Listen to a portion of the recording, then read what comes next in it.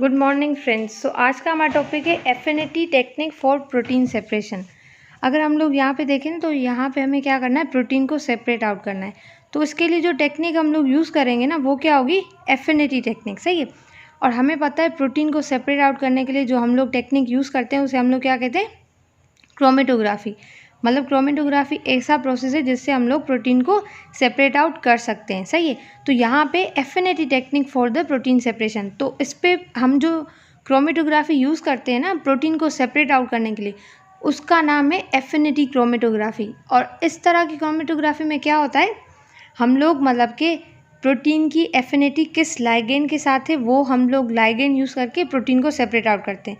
तो चलें टेक्निक देखते हैं कि कैसे ये यूज़ होती है और उसकी क्या एप्लीकेशन है। अब क्या है affinity techniques of the protein separation. इसमें जो हम लोग टेक्निक यूज़ करते हैं ना वो है एफिनिटी क्रोमेटोग्राफी। और एफिनिटी क्रोमेटोग्राफी हम लोग क्यों यूज़ कर रहे हैं, use to purify the protein, मतलब प्रोटीन को प्यूरीफाई करने के लिए हम लोग ये टेक्निक यूज़ करते हैं।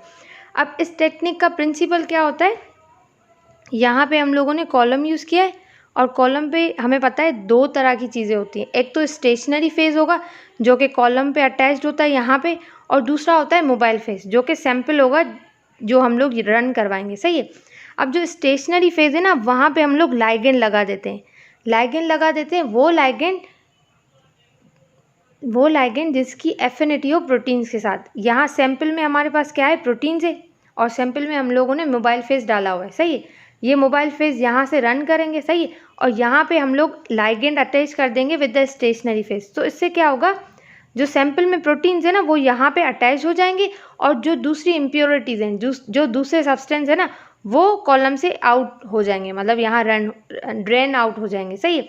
तो उसके बाद क्या होगा, हमें जो प्रोटीन्स है ना वो लाइगेंड के साथ अटैच मिल जाएंगे।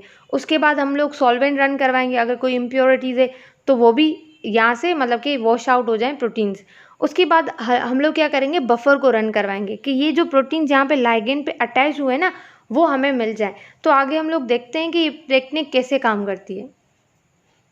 अब यहाँ पे कॉलम क्रोमेटोग्राफी क्या करेगी, फिजिकली इसकी असेंबली हम लोग देखते हैं ना तो उसमें क्या होगा, एक कॉलम होगा। सही है। उस पर हम लोग क्या करेंगे, स्टेशनरी फेज़ अटैच कर देंगे। फिर इस स्टेशनरी फेज़ में हम लोग लाइगेंड्स अटैच कर देंगे। सैंपल में प्रोटीन से उस सैंपल को हम लोग रन करवाएंगे। अब देखते हैं फिजिकल असेंबली ये थी इसकी। लाइगेंड्स क्या हो सकते हैं, कोई भी फंक्शनल ग्रुप्स हो सकते हैं या केमिकल्स हो सकते हैं। उनको हम लोग are attach on the surface of the stationary phase of the column. Column में जो स्टेशनरी फेज है ना उस पर हम लोगों ने अटैच करवा दिया उसको। अब क्या होगा, एफिनिटी क्रोमेटोग्राफी क्या है, एक रिवर्सिबल प्रोसेस है और स्पेसिफिक प्रोसेस है। रिवर्सिबल का मतलब क्या है, हम लोगों ने कॉलम में लाइगेंड्स लगाए हैं, इस पे जो प्रोटीन्स अटैच होंगे तो उसको हम लोग फिर डिटैच करवा सकते हैं और ये पूरी असेंबली हम लोग फिर क्लीन कर सकते हैं। तो उसको इसीलिए हम लोग बोलते हैं रिवर्सिबल प्रोसेस। मतलब जहाँ पे अटैचमेंट हुई है ना वहाँ से डिटैच भी हो सकते। तो ये क्या है, रिवर्सिबल प्रोसेस है।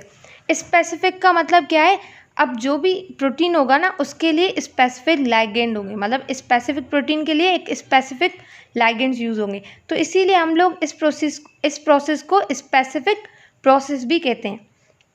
होप ये यहाँ तक समझ आ गया होगा। अब इसमें हम लोग देखते हैं स्टेप्स।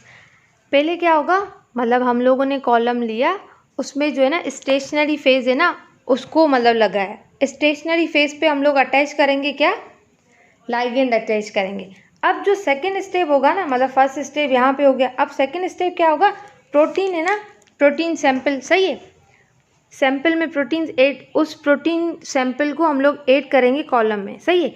फिर उस सैंपल में जो प्रोटीन्स होंगे ना वो अटैच हो जाएंगे विद स्पेसिफिक लाइगेंड, और लाइगेंड क्या करेंगे, कैच करेंगे only proteins. Protein sample is added to column, then protein will attached specifically to the ligand, मतलब स्पेसिफिक लाइगेंड पे अटैच हो जाएंगे क्योंकि हर प्रोटीन के लिए स्पेसिफिक लाइगेंड होगा। Ligand will catch only proteins, मतलब प्रोटीन को कैच करेगा और इम्प्योरिटीज रन हो जाएंगी। अब रीज़न क्यों है, क्यों मतलब स्टेशनरी फेज ने कैच किया प्रोटीन्स को, column is set in the stationary phase and the ligands are attached, क्योंकि वहाँ स्टेशनरी फेज पे क्या अटैच था, लाइगेंड्स अटैच थे। अब आ जाते हैं सेकेंड स्टेप पे। इस पर क्या होगा, अब क्या हुआ, हमने प्रोटीन सैंपल रन करवाया, उससे क्या हुआ, जो प्रोटीन्स थे ना वो लाइगेंड के पास अटैच्ड हो गए और जो दूसरी इम्प्योरिटीज थी ना वो कॉलम से बाहर आ गई। अब क्या होगा, में भी कुछ इम्प्योरिटीज़ वहाँ पे हों, तो इससे हम लोग क्या करेंगे, सेकेंड स्टेप पे सैंपल को रन करवाएंगे, मतलब सैंपल वॉश करवाएंगे। इससे क्या होगा, हम लोग लिक्विड रन करवाएंगे। पहले हम लोगों ने सैंपल रन करवाया, उससे प्रोटीन अटैच हो गए लाइगेंड के साथ और जो दूसरी इम्प्योरिटी थी ना वो बाहर आ गई। अब हम लोग रन करवाएंगे लिक्विड को, सही है, जो वो लिक्विड जो कि वॉश कर देगा जितनी भी इम्प्योरिटीज़ है ना कॉलम में उनको, बस प्रोटीन और लाइगेंड है ना उसके साथ प्रोटीन अटैच होंगे और दूसरी इम्प्योरिटीज़ अगर प्रेजेंट है तो वो निकल जाएंगी। तो सेकेंड स्टेप में क्या है, sample is washed by any liquid which take all impurities present in column out of there, मतलब वहाँ पे जो भी इम्प्योरिटीज़ होंगी उनको बाहर निकाल देगा। अब क्या होगा, सैंपल रन, हम लोग देखते हैं सैंपल रन हुआ, सैंपल वॉश हुआ, 2 स्टेप्स हो गए। अदर इम्प्योरिटीज़ रिमूव हो गई जैसे हम लोगों ने सैंपल को वॉश किया और सेपरेट हो गई। उसके बाद हम लोग क्या करेंगे, बफर यूज़ करते हैं, सही है।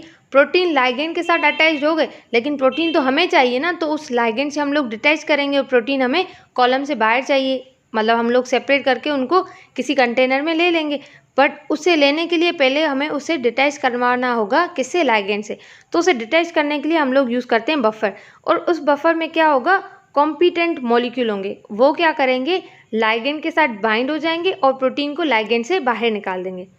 अब देखें इसमें क्या होगा, बफर जिसमें कॉम्पिटेंट मॉलिक्यूल है detach the protein from the ligand and itself attach to the ligand and we get proteins, हमें क्या मिल जाएगा, proteins. Third step, now the proteins are washed out with the help of any buffer which contain competent molecule for the protein, मतलब उस protein के लिए जो competent molecule है उससे हम लोग वॉश करवा देंगे। अब इसमें एग्जाम्पल देखते हैं, अगर आपके सैंपल में क्या है, एंटीबॉडीज़ हैं, फॉर सपोज यहाँ पे कॉलम है, सही है, ये कॉलम है, उसको सेट किए, यहाँ पे स्टेशनरी फेज लगा, यहाँ पे स्टेशनरी फेज और यहाँ पे हम लोगों ने लाइगेंड लगाने हैं, सही है, और यहाँ पे सैंपल होगा, उसमें क्या होंगे, प्रोटीन्स, सही है। अगर हमारे सैंपल में जो प्रोटीन है ना वो एंटीबॉडीज़ है, क्या है, एंटीबॉडीज़ है, तो हमारा जो लाइगेंड होगा ना वो एंटीजन होगा, सही है, जो लाइगेंड लगाएंगे वो क्या होगा, एंटीजन होगा, सही है। उससे क्या होगा, जो एंटीबॉडीज़ है ना इस सैंपल में वो अटैच हो जाएंगी विद द लाइगेंड, सही है, और जो दूसरी इम्प्योरिटीज़ है ना वो निकल जाएंगी और फिर हम लोग उसे वॉश कर देंगे। अब क्या होगा, ये लाइगेंड एंटीजन है और यहाँ पे एंटीबॉडी बाइंड होगी। अब हमें एंटीबॉडीज़ चाहिए तो उससे हम लोग बफर रन करवाएंगे, तो जो बफर हम लोग रन करवाएंगे ना जो कि डिटैच करवाएगा किसको, एंटीबॉडीज़ को, और हम लोग सेपरेट आउट कर देंगे।